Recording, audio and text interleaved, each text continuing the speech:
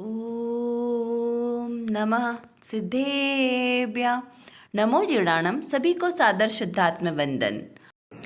आज पोष कृष्ण सृष्टि का यह शुभ मंगल दिवस और प्रतिदिन प्रसारित होने वाले सोनगढ़ संदेश में से आज जो संदेश हमें प्राप्त हुआ है वह पूज्य बहन श्री बहन के वचनामृत के आधार से हमें प्राप्त हुआ है। तो चलिए देखते हैं आज का यह संदेश जो बोल 376 बोल के आधार से लिया गया है।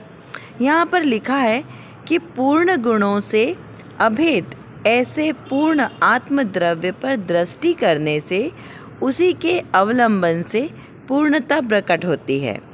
इस अखंड द्रव्य का अवलंबन वही अखंड एक परम पारणामिक भाव का अवलंबन है। देखिए, बहुत ही सारगर्भित सुंदर संदेश। इसमें पारणामिक भाव का महत्व बताया है कि जीव के 5 असाधारण भाव हैं। उसमें से जो 4 भाव है वह तो कर्म की अपेक्षा से होते हैं और एक जो है परम पारणामिक भाव वह जीव का अपना निजी स्वभाव है जो हमेशा एक जैसा रहने वाला है, सदा काल रहने वाला, वह उसका स्वयं का भाव है। और बाकी जो अन्य 4 है, औदैहिक, औपशमिक, छायोपशमिक, ये सारे भाव कैसे हैं? छायिक भाव ये कर्म की अपेक्षा से पर्याय रूप में प्रकट होते हैं और जो पारणामिक स्वभाव है ये द्रव्य रूप से हमेशा एक जैसे रहने वाला है। तो यहाँ पर क्या कहा कि पूर्ण गुणों से अभेद। क्या शब्द आया यहाँ पर? पूर्ण गुणों से। अब यहाँ पे गुणों में अपूर्णता नहीं होती है। यहाँ पर पहला हमें क्या पॉइंट लेना है कि गुणों में अपूर्णता नहीं होती। ऐसा नहीं होता है कि किसी द्रव्य में कोई सा गुण अपूर्ण अवस्था में प्राप्त हो, किसी में नहीं हो। क्यों?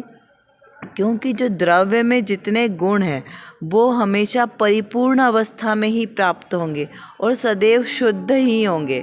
गुणों में कभी अशुद्धि नहीं होती है, हमेशा शुद्ध। वो जो जैसा गुण होगा उसमें, जैसे नमक है, नमक का गुण क्या है? खारापना। तो खारापना अपने आप में शुद्ध है ना। अब शक्कर का गुण क्या है? मिठास है। तो मिठास अपने आप में परिपूर्ण है, उसमें किसी प्रकार की कोई कमी नहीं है। तो यहाँ पर ऐसे ही जो द्रव्य है उसी के आश्रय से गुण रहते हैं और गुण कैसे हैं? परिपूर्ण। अब गुण किसे कहते हैं? अभी हम उसकी अगर डेफिनेशन देखें तो जो द्रव्य के संपूर्ण भागों में और संपूर्ण अवस्थाओं में पाए जाते हैं उसे क्या कहते हैं? गुण। तो वहाँ पर एक भी द्रव्य में एक भी गुण कम नहीं होते। जो द्रव्य के आश्रित से रहने वाले गुण है ना, अनंत गुण, वो हमेशा परिपूर्ण अवस्था में ही होंगे। और कैसे होंगे? अभेद। उसमें भेद नहीं होगा। काला गोरा तो वो अपने आप में अभेद है, उसमें भेद नहीं होता। तो जो अभेद दृष्टि सो कैसी है? द्रव्य दृष्टि। तो द्रव्य दृष्टि के अपेक्षा से सभी गुण कैसे हैं? अभेद रूप से प्रकट होते हैं। तो ऐसे पूर्ण आत्मद्रव्य पर दृष्टि करने से, अब मेरा जो आत्मद्रव्य वो भी कैसा है? पूर्ण है। और मेरा आत्मद्रव्य पूर्ण है तो उसमें रहने वाले अनंत गुण कैसे हैं? वो भी परिपूर्ण है, कोई कम ज़्यादा नहीं है। और अब उन परिपूर्ण गुणों के आश्रय से जो द्रव्य का परिणमन हो रहा है प्रति समय जो नई नई पर्याय आ रही वो भी तो पूर्ण होगी ना। लेकिन पर्याय कैसी है? एक समय की पर्याय क्षणिक, उसका स्वभाव ही क्षणिकता है कि एक समय की पर्याय एक समय बाद विलीन हो जाती, फिर उसी तरह की दूसरी पर्याय जन्म लेगी। उसमें कालभेद हमें पता नहीं चलता, लेकिन पर्याय सब एक समय की होगी। अब जैसे मनुष्य है, अब उसका बालक अवस्था में जन्म हुआ तो वो हमें प्रति समय जो वो वृद्धिंगत हो रहा है वो हमें पता चलता है क्या? नहीं। मकान बना तो मकान में प्रति समय जो परिणमन हो रहा है दीवालों में, उसके पेंट में, वो पता चलता है क्या? नहीं पता चलता। हमें कब पता चलता है? जब एक थोड़ा सा लंबा समय हो जाता है तब पता चलता है कि इसमें परिणमन हुआ कि अब इसका कलर थोड़ा सा डल हो गया, दीवारें उसकी कमज़ोर हो गई है, या बच्चा जो पहले बालक था अब वो थोड़ा सा बड़ा हुआ, तो हमें वो थोड़े समय के बाद परिणमन पता चलता है। लेकिन परिणमन तो हो रहा है ना, हमें पता चले चाहे नहीं पता चले, यहाँ पर प्रति समय परिणमन हो रहा है। ठीक है ना।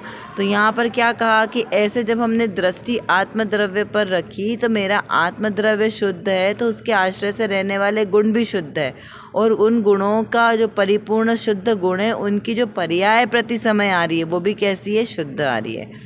लेकिन जब आत्मा अपने स्वभाव रूप परिणमित नहीं होता है और विभाव रूप परिणमन करता है, तो जो उसके आश्रय से पर्याय निकल रही है वो कैसी निकलेगी? अशुद्ध। विभाव रूप भी निकलेगी, स्वभाव रूप और विभाव रूप दोनों रूप से निकलेगी, क्योंकि पर्याय में अशुद्धि हो सकती है, द्रव्य में और गुणों में अशुद्धि नहीं होगी।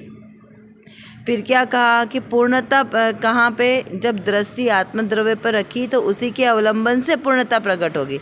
जिस जीव को पूर्णता प्रकट करनी हो उसे क्या करना है? अपने द्रव्य पर दृष्टि रखना है, वो पर्याय पे नहीं, जो क्षणिक पर्याय है, बार बार नाशवान है ना, जो प्रति समय बदलने वाली है, उस बदलने वाली पर्याय पर दृष्टि रखेंगे तो कैसे लक्ष्य को प्राप्त करेंगे?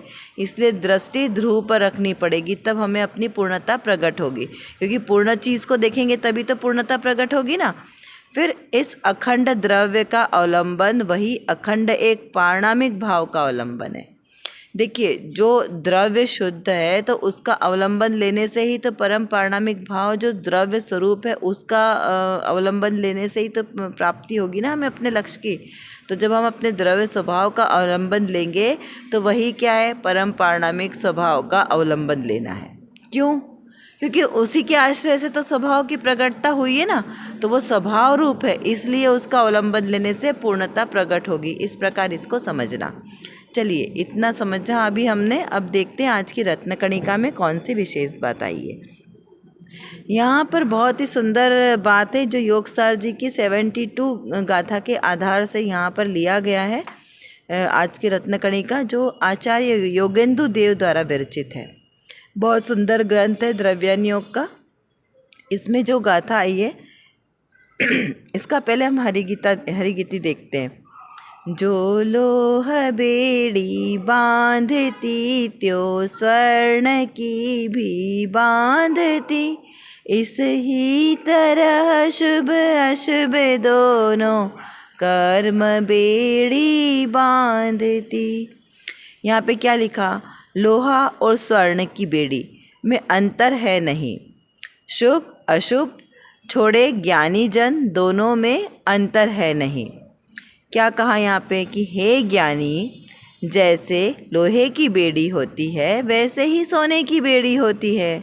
अतः वास्तव में ज्ञानी तो वे ही हैं जो शुभ और अशुभ दोनों का त्याग कर देते हैं। क्यों? अब देखिए यहाँ पर क्या कहा, दो प्रकार की बेड़ियाँ बताइए। बेड़ी का कार्य क्या है? बांधना, बंधन में रखना। किसको? किसी भी वस्तु को, जीव को बंधन में रखना। तो ये क्या कहा? अब वो बंधन में रखने का काम कौन सी बेड़ी से करेंगे तो अच्छा होगा?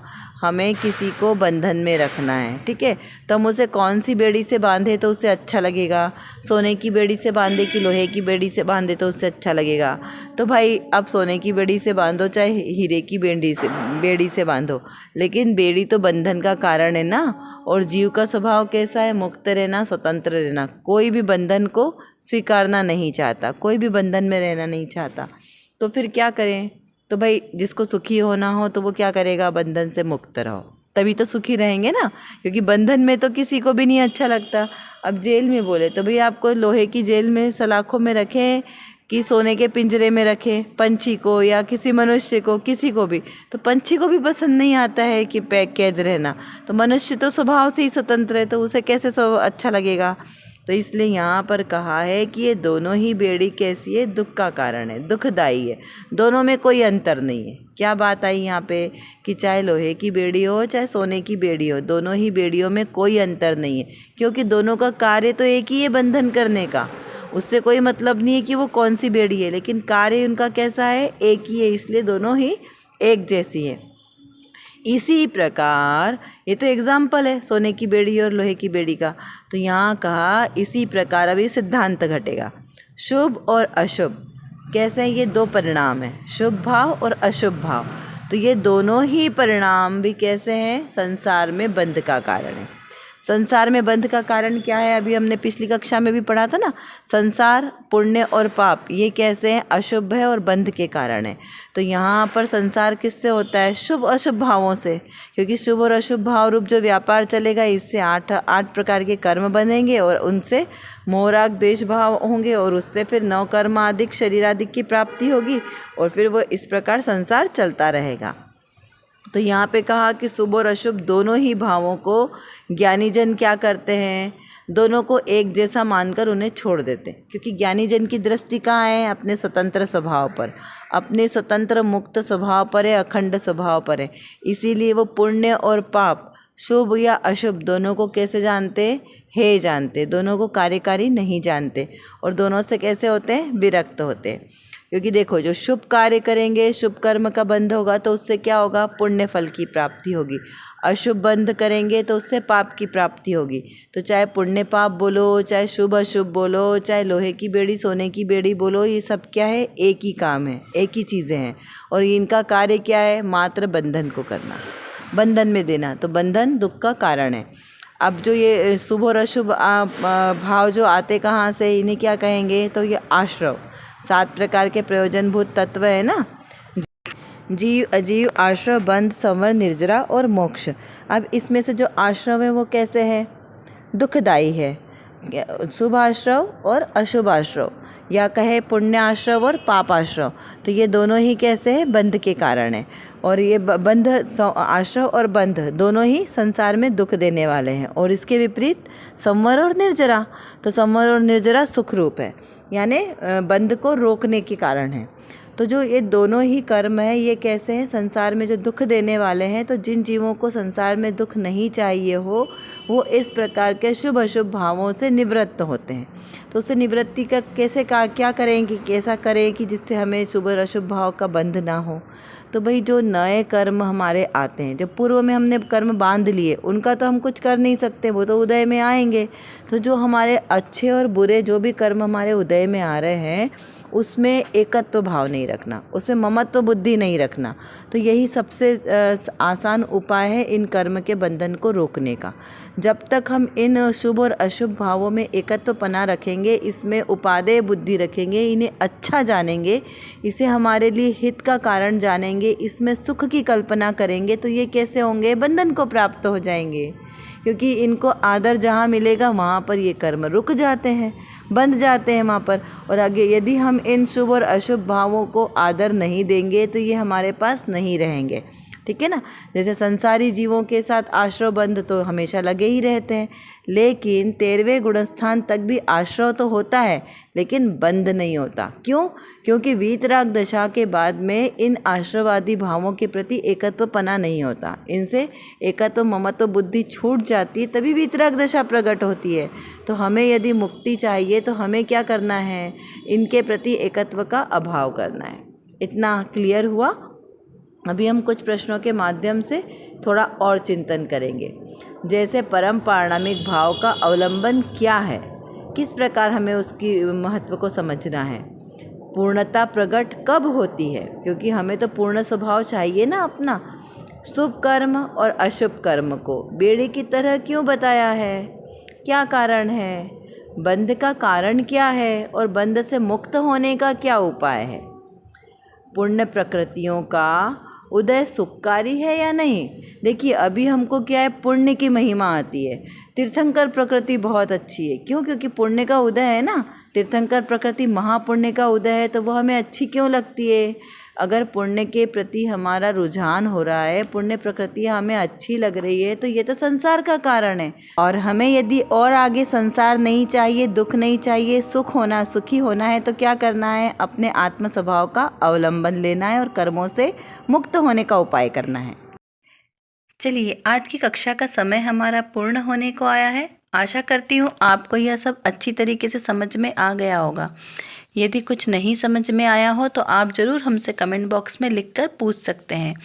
और जो विषय आज हमारे सामने हुआ, इसको बारंबार चिंतन करते रहें, जिससे हमारी दृढ़ता मजबूत हो।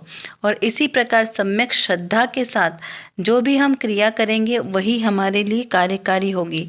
अतः सम्यक दर्शन, सम्यक ज्ञान और सम्यक चारित्र के साथ हम भी अपने ऐसे रत्नत्रय को प्रकट करें, सच्चा श्रद्धान करें। इसी पवित्र शुभ भावनाओं के साथ आप सभी को सादर जय जिनेंद्र।